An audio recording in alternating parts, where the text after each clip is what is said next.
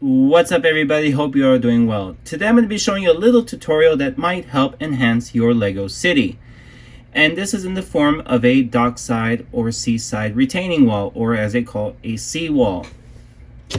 So many cities and infrastructure projects make use of these corrugated metal panels on the side of, say, like a dock or like a waterfront, etc., that allows you to have more space for activations, for people to walk on, for people to navigate on, hold it against the water, and also relieve some erosion. Having this is very essential for most Lego cities, and I was able to conjure a little trick using these cheese wedges and plates and tiles, all in an array of either dark orange or medium nougat elements. The example shown for this tutorial will be a rather simple one with 4 studs high of the actual corrugated seawall, a little bit of a sidewall construction on the top, something very elementary and basic, and the water on the bottom.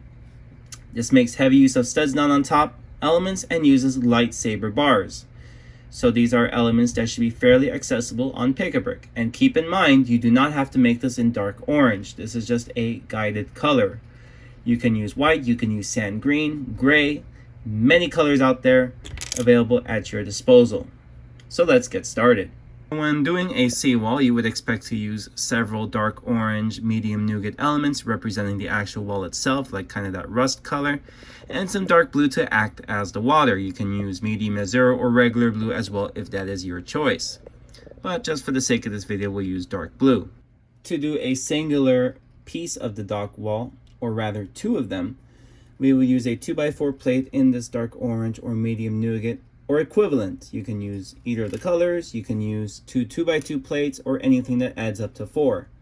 You have to go too wide because you're going to be mounting cheese wedges on top on one side. If you use a single 1x4 plate on the front, then chances are that your connection will not be very sturdy.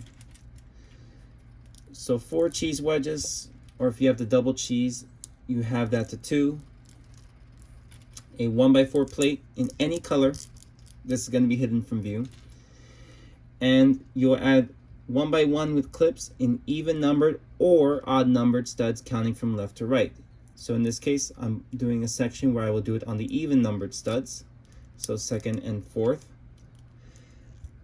That way this will attach to a bar or series of bars that will be mounted on the inside of the seawall. And you will add 2 1x2 tiles to allow for the other side to push against it. Now doing the other side, we will start this time with a dark orange 2x4 plate. Repeat the cheese wedges going in.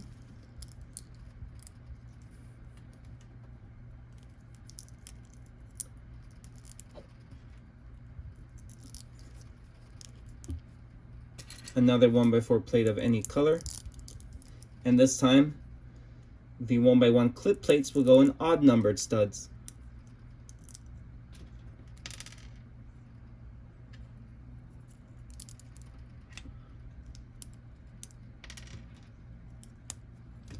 And we'll add 2 1x2 tiles. This time I just use them in dark orange.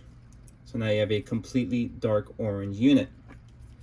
So now you can see that if you put them against each other, you'll see that the clips line up on the same plane, same vertical plane, or at least this will be the vertical plane once we snot it. And I'll rest it there and do it 5 times each. That way you have a complete 16 stud length. And I will explain why after this time lapse.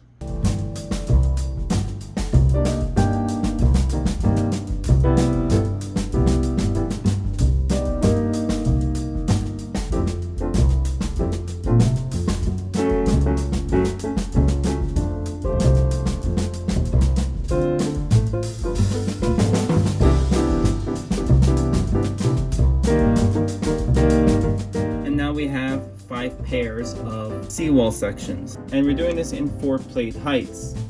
So be familiar with the 5-to-2 ratio. So 5 plates is equal to 2 studs, as you can see with this bracket. This is a technique that has been pretty well known for years by members of the LEGO community, but it's been greatly emphasized in sets, especially newer ones. You see it all over. They use these as singular bricks. They use all sorts of setups that really reveal this technique. In order to fill out an entire upright amount of studs, you need to match this 5:2 ratio with an even number of studs here. If we do 6 studs, for example, that is equal to 15 plates. However, these are an even number of plates in height. So you can do it in terms of 10 plates or 20 plates.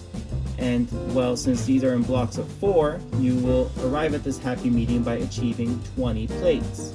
And 20 plates is going to get you 8 studs of length. Now, to make this more effective, for the visual purpose of the video, I decided to double that and do 16 studs, which is equal to 40 plates. So that's what we will be setting up with the little C border here.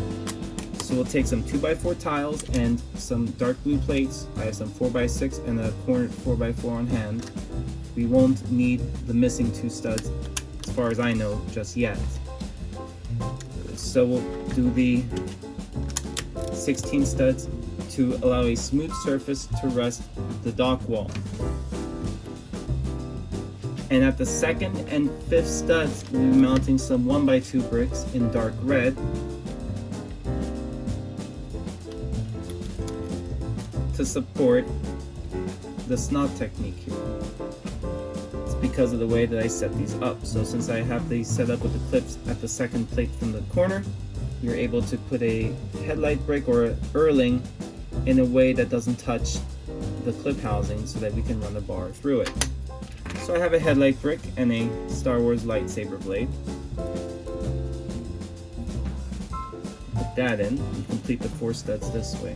And I'll try to run this on the opposite side. Now I may have to turn this around if it hits the clip. And since I expect symmetry, we'll do this but backwards.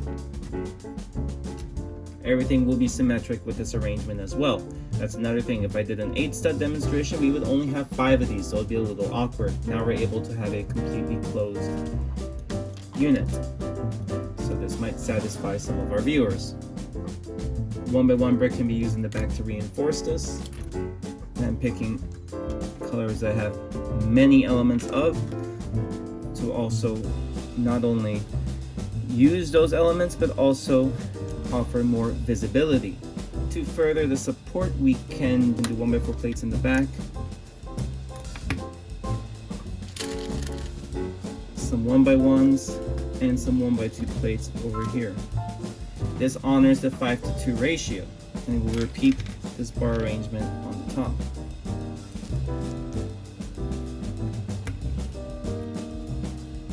So I'll just stick that back here. It won't affect anything that goes on top of it, but it'll support the top of the dock wall. And now we can let the magic happen and start adding these sections.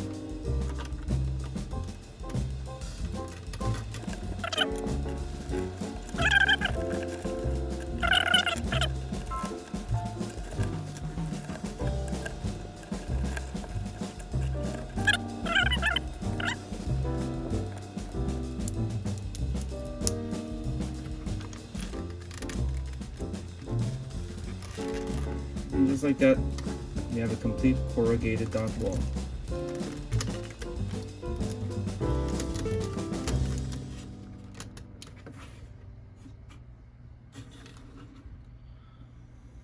Allowing more light, we see this nice little weathered texture, which is always good to consider your nearest neighbors when setting these up. You don't have to always use just one monotone color. You can add a little spice by running a little fade or variance on the color. Now we'll add up to 16 studs in terms of 4 wide grape. We'll add a 1x6 and 1x10 brick as a support barrier to disallow and discourage any jumping. And we will put in some tile to polish the look here.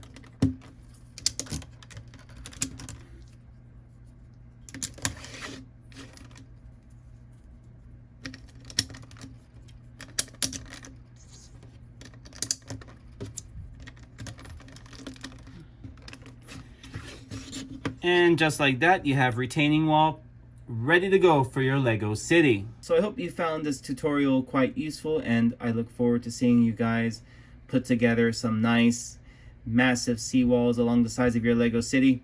And of course, remember, it doesn't have to be 4 studs. It can be 6, it can be 8, it can be any interval of studs, any size. This is just a demonstration.